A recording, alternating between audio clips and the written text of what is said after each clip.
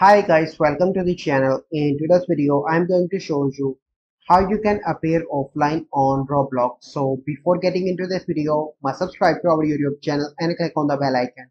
So the first step you simply need to do is to open Roblox. So once you open Roblox, you simply need to click on these three dots in the right bottom, and then you simply need to click on settings. Here you need to click on privacy.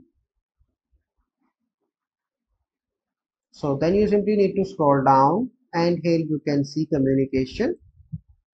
So here you can see a communication option. You simply need to select this custom and click on off.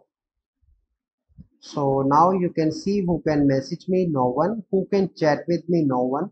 Who can chat with me, no one. And after that you simply need to scroll and you make these settings as well to no one. Select this setting, select no one, this setting no one, and this setting no one. So this is the process. I hope you find this video helpful. If you find this video helpful, must like this video, subscribe to our YouTube channel for future videos. We'll see you in the next video. Thank you. Have a good day.